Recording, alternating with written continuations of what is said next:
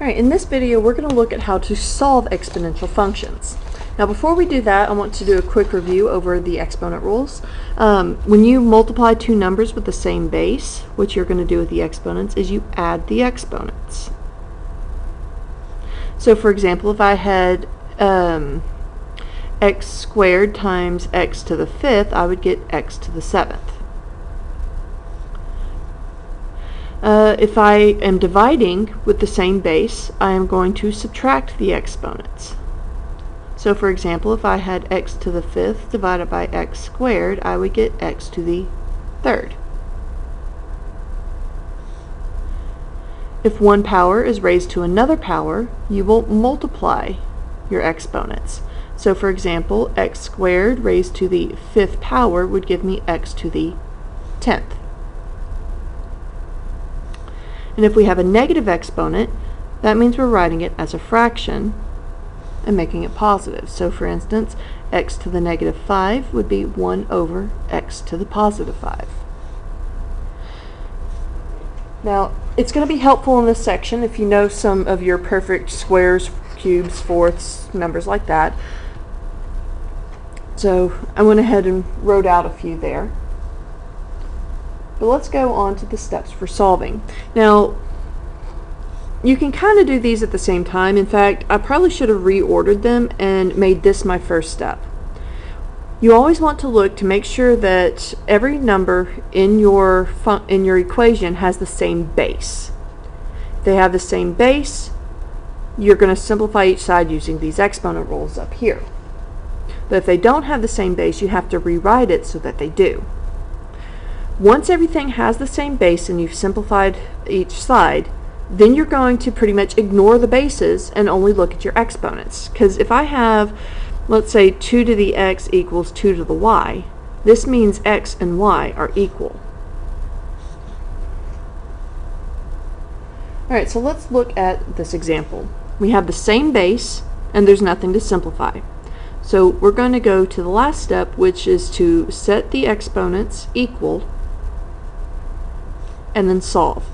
So when I subtract 1 from both sides, I'll get my answer, which is 8. Same thing here. Same base, but nothing to simplify. So all I have to do is set each exponent equal and solve. So I'll subtract n from both sides, and I'll subtract 5 from both sides. That moves my variables to one side, my constants to the other, and I get 3n is equal to 2. Divide both sides by 3, and I get 2/3 as my answer.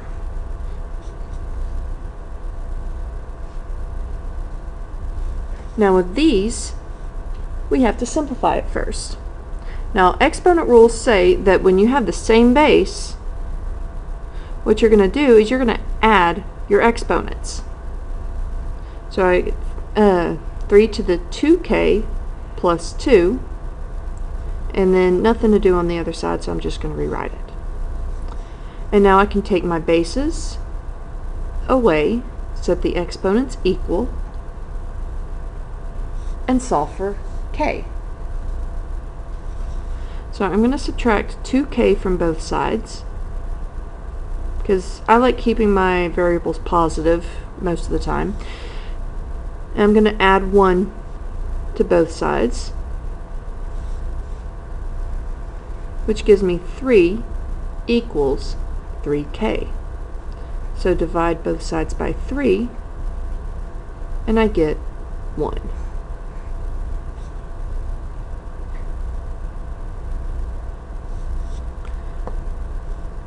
Similar idea over here.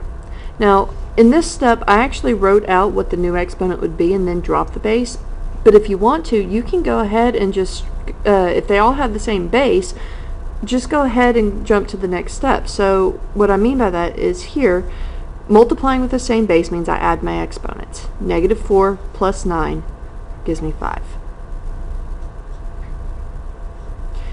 Here again, same base, So I'm going to add my exponents to get 3v minus 7. Now you don't have to jump straight to this step, but you can. So now I'm going to add 7 to both sides. This gives me 12 is equal to 3v. Then I can divide both sides by 3 to get my answer, which is 4. Now all of the problems I've worked here had the same base to begin with. Sometimes though you're going to come across problems where they don't have the same base and you're going to have to rewrite them. So let's look at some examples of that.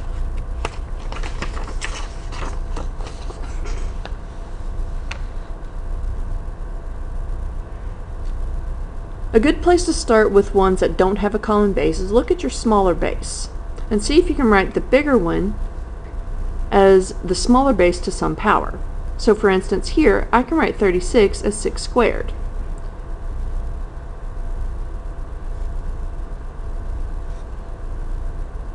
And now that they have the same base, I can solve like we did on the front. So 2x minus 10 equals 2. Add 10 to both sides, and I'll get 2x equals 12.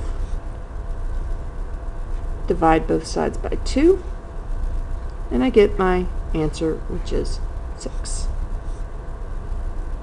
This is why being familiar with some of the perfect squares and cubes and fourths is handy, because it's easier to see when you can rewrite a number. So for instance here, I can look at this 8 and know, hey, that's 2 cubed. So I'm going to rewrite that as 2 cubed. And with the same base, I can set my exponents equal and solve. So when I add 7 to both sides, I get 10. Now, if you see a if you see a fraction, that means you're going to have a negative exponent. So I'm going to actually write it out. This one I just crossed it out, but I'm going to rewrite it here. So with the base 7 and the bottom of my fraction is 7, the only thing that's different is that this is a fraction and this isn't. So to the -1 power. Now let's say you're not sure if you did it right, or you want to check something. You can always double check it here. But 7 to the -1 is 1/7. And now set your exponents equal and solve. So I'm going to subtract 11 from both sides, which gives me 4x equals -12. Then I can divide off the 4 to get my answer, which is -3.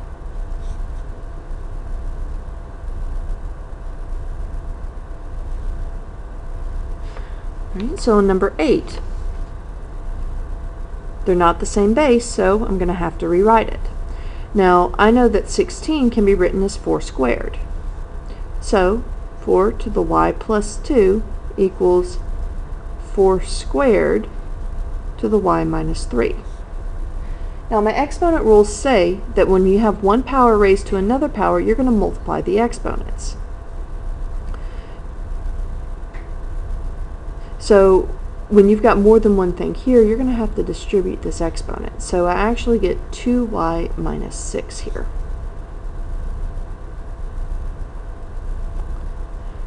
And now I'm going to subtract y from both sides.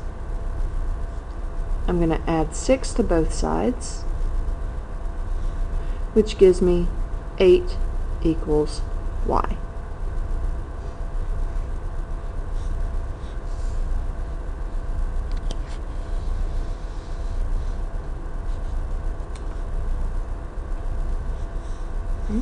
So base 27 and base 3, we're going to have to rewrite it. And again, knowing some of your smaller perfect squares and cubes and fourths comes in handy, because I can look at this and see that 27 is 3 to the 3rd power. But again, let's say you're not sure. You can always play with it. Okay, we know 3 squared is 9. Okay, let's try 3 to the third. Okay, that works. So if you're not sure, it's perfectly okay to check yourself. So this can be written as 3 cubed to the 2x plus 6. Now again, my exponent rules say that when I have one power raised to another power, I will multiply. So I'm going to multiply and distribute that 3. And I'm going to go ahead and drop the bases when I do that. So I'm going to get 6x plus 18 equals 2x. So I'm going to move the 6x over, which gives me 18 equals negative 4x. Then I get rid of the negative 4 by dividing it off. And 8 over negative 4 reduces to negative 9 halves.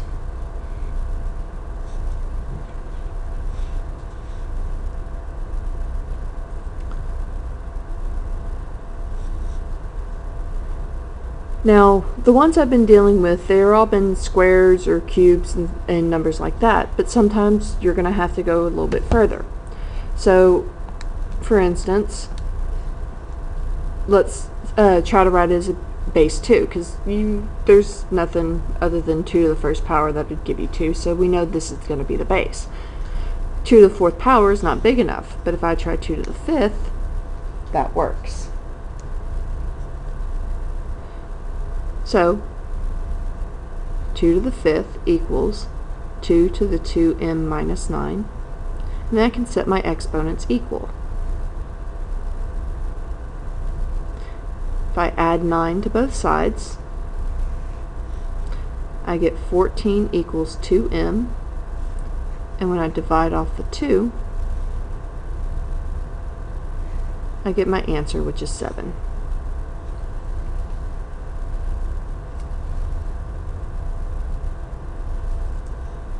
Now on number 11, I've got a number here that does not have an exponent. Remember that if we don't see an exponent, it means your exponent is a 1. And like the previous ones, we have to have a common base. So 64, let's see if we can write 64 as 4 to some power. Well, I know 4 squared is 16, so let's try 4 to the third. That's 64, so it checks out. So this is 4 to the third, and over here we add our exponents when we're multiplying. So I have 4 to the 1 plus 4x.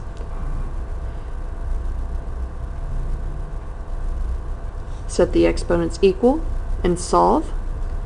I'm going to subtract 1 from both sides, which gives me 2 equals 4x. Then get rid of the 4 by dividing it off, and 2/4 reduces to 1/2.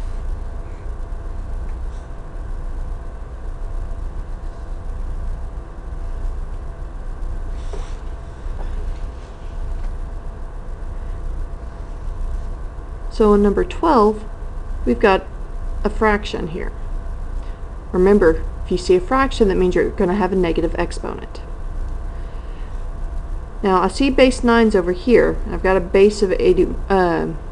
This is an 81. I know that 81, that's 9 squared. So I can write these as base 9.